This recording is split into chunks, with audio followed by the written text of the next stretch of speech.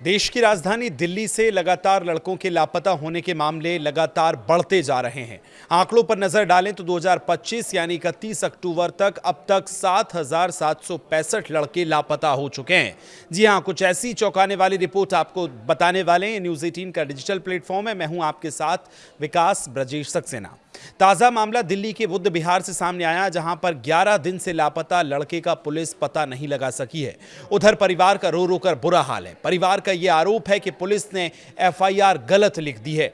इस पूरे मामले में न्यूज़ 18 की लोकल टीम ने इस पीड़ित परिवार के घर पहुंची तो देखा कि एक जवान बेटे के अचानक लापता होने की खबर ने पूरे क्षेत्र में सनसनी फैला दी है।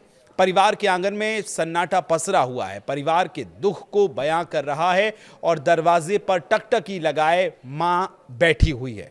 मां की आंखें किसी भी कदमों की आहट पर चमक उठती हैं, लेकिन हर बार उन्हें मायूसी ही हाथ लग रही है।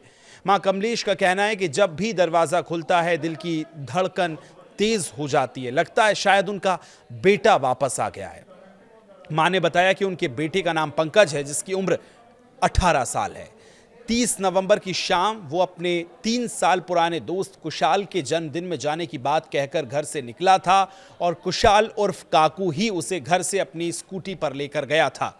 लेकिन 30 नवंबर के बाद से उनका बेटा घर नहीं लौटा है। 1 दिसंबर को जब सुबह उनके बेटे का मोबाइल बंद आने लगा तो वो खुद ही बुद्ध विहार से पैदल चलकर पंकज के दोस्त कुशाल के घर पहुंची, जहां देखा कि कुशाल घर के अंदर सो रहा है और स्कूटी घर के बाहर खड़ी हुई है।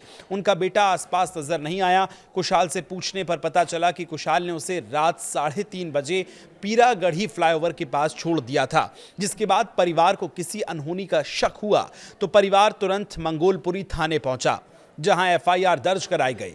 मां का आरोप है कि एफआईआर में पुलिस ने पिता का नाम गलत लिखने के साथ ही जो मुख्य बातें लिखी हैं उसे ही गलत लिख दिया है। पुलिस ने लिख दिया कि वो 3:30 बजे बस से उतरा था, जबकि वो बस से नहीं उसके दोस्त कुशाल की स्कूटी से उतरा था। ऐसे में पुलिस की एफआईआर की वजह से पंकज का दोस्त कुशाल पूरी तरह से बचता हुआ नजर आ रहा है, जबकि कुशाल की अहम भूमिका है, यह परिवार वालों का कहना है। वही उसे लेकर गया था। साथ ही ऑटो टैक्सी तक नहीं मिलती, जहां पर ऐसे जगह उसको उतारा है, वहां पर उनके बेटे को क्यों उतारा, ये सबसे बड़ा सवाल है। रात 3:30 बजे फोन का स्विच ऑफ होना। पंकज की भाभी निधि ने बताया कि पंकज के लापता होने से पहले रात के 3:30 बजे उनके मोबाइल पर कॉल आई थी।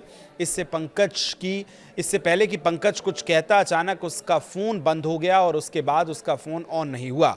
उन्होंने बताया कि पंकज लोगों के घर में पानी की सप्लाई करता था, जबकि कमलेश के 3 और बेटे हैं। तीनों सप्लाई का काम करते हैं। परिवार उत्तर प्रदेश के अलीगढ़ का रहने वाला है। आर्थिक रूप से बहुत ज़्यादा मजबूत नहीं है, इसलिए पुलिस उनकी मदद नहीं कर रही है, ऐसा वो आरोप लगा रहे हैं। लेकिन जब डीसीपी कार्यालय पहुंचे तो वहां से पुलिस को फटकार भी लगी है और अब पुलिस खोजबीन तेजी से कर रही है। 11 दिन से लापता पंकज, अब तक कोई सुराग उसका नहीं मिला है। दोस्त बोला नहीं कि पता कहां चला गया है।